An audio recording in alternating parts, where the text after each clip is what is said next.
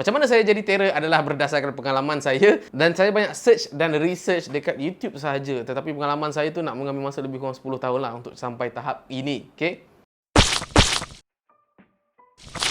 Hello, Assalamualaikum semua. Saya Cikgu Luan, siapa dikira saya Rotan. Alright, hari ni saya akan menjawab persoalan daripada you guys bersempena dengan 1000 subscriber saya dekat YouTube. So, thank you very much kepada siapa-siapa yang dah subscribe. Okay, so kita jawab daripada soalan di Facebook dulu. Okay, right. So, soalan daripada Usama Aisamuddin. Cikgu Luan full-time editor ke? Ya, saya full-time editor bawah ML Studios. Okay, so video-video yang korang nampak dalam Cikgu Luan adalah video yang saya edit sendiri selepas daripada saya bekerja daripada ML Studios, daripada Isnin sampailah hari Jumaat.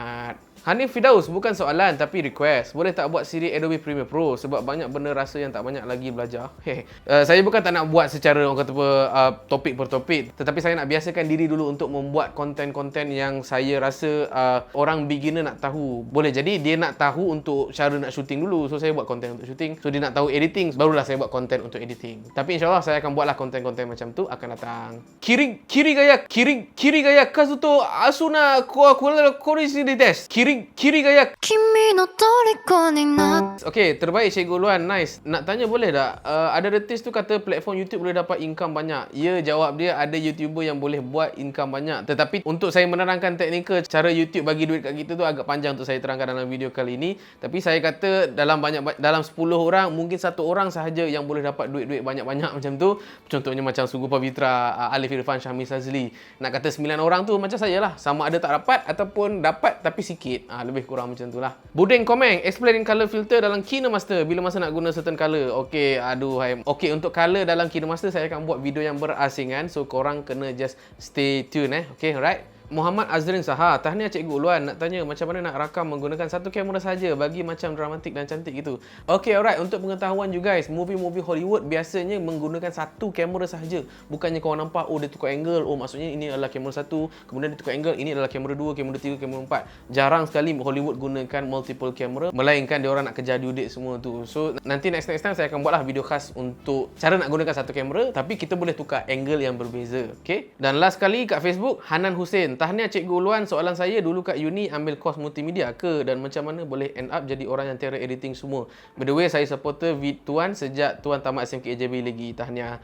So shout out kepada sekolah saya SMK AJB. Okay, thank you sebab bagi baju SMK AJB juga dan saya akan pakai sampai mampus. Okay.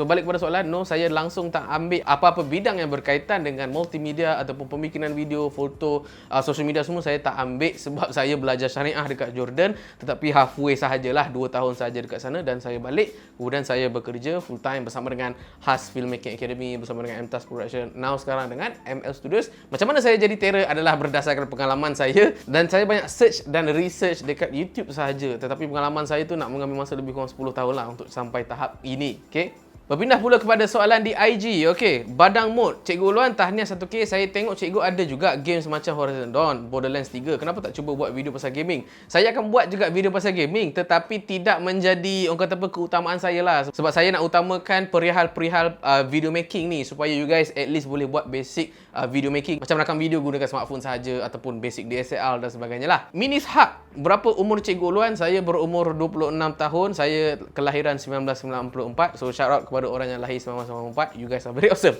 Okay. Syazwan Half-Life. Okey, Syazwan Half-Life, kenapa gelakan diri cikgu? Jarang orang buat. Okey. Kenapa saya gelakan diri saya cikgu bukan Sifu ataupun Otai adalah sebab cikgu ni biasanya akan handle dengan orang-orang yang umur dia lebih kurang belasan tahun sahaja, bermaksud ilmu dia orang masih lagi baru.